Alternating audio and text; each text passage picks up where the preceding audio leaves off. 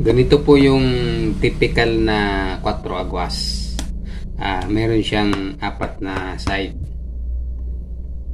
Ngayon, ang gagawin natin ay ito para sa mga baguan lang na platero dyan na gusto rin mangontrata at gustong matuto ng mga technique lalo na sa pagsusukat. So ito po yung para sa inyo, kasi yung mga datihan, yung mga pioneer na sa ganitong larangan, meron na yan mga pangil, hindi na natin yan mapapasunod. So ito po ay para lang sa mga baguhan. Okay, meron po tayo ditong aktual na imahe nung sinasabi kong 4 agwas. Ngayon, ibabahagi ko sa inyo kung paano ko ginagawa yung pagsusukat na madalian.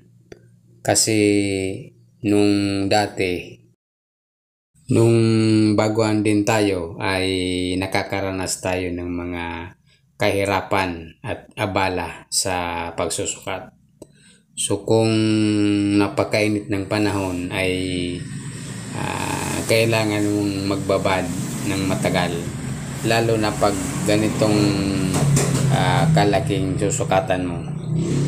So habang nagtatagal ay nakakuha tayo ng simpleng technique uli para mapagaan yung trabaho. So dito sa susukatan natin ay i-apply natin yung sinasabi ko sa inyong madaling paraan kung paano magsukat nung 4 agwas. Pero kung sakali naman na nag-aalangan pa kayo na gamitin tong technique na to, pwede nyong balikan yung basic na pamamaraan kung paano nyo sinusukat yung ganitong klaseng disenyo ng roofing para sa estimate nyo. Okay? Wala naman tong pilitan. Gusto ko lang maibahagi sa inyo yung simpleng ideya para hindi kayo mahirapan sana.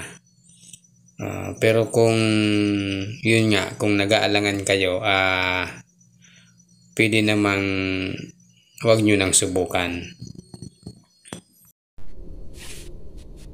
So balik tayo dito sa drawing. Sa pagsusukat po ng 4 agwas, yung sistema ko po, ito lang yung sinusukatan ko, itong portion na to. Tapos itong pababa sa ridge, yan po. So ito lang susukatan nyo, yan. Saka ito, kunin nyo yung mga haba nyan. Tapos yung pinaka-importante, yung slope, yung haba ng yero mula dito hanggang dyan. So ito, kahit wag nyo na itong sukatin, kasi pag drawing nyo yan, halimbawa ito yung haba nito, saka yan, makukuha nyo na po yan. Ipo-project nyo lang to, i-connect nyo lang to mula dito hanggang dyan. Kuha nyo na yung haba nyan.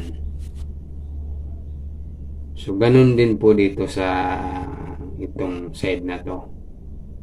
Kung anong ginawa nyo dito, yun din po ang gagawin nyo dito. So kung mahaba to, katulad nung doon sa video na pinakita ko, hindi na ako nagsukat doon ng itong portion na to, kasi nasa 31 plus yun 31 meters 0.5 yata yun. Ito nasa 12.5. 12.5 din to. So ito 15.5.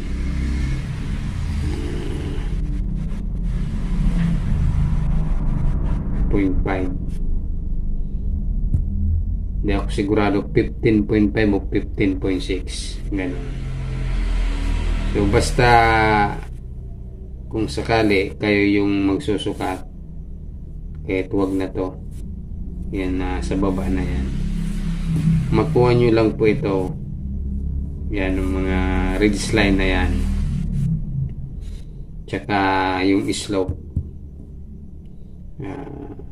kuha nyo na po yan, nasa 9.05 to meters base doon sa pinakita ko sa inyong video. So balikan po natin yon, okay? So andito po tayo sa taas at ipapakita ko sa inyo kung gaano kahaba yan. Ngayon kung susukatan mo yan paikot, sigurado maraming oras ang masasayang mo. So kaya natin ginawa yung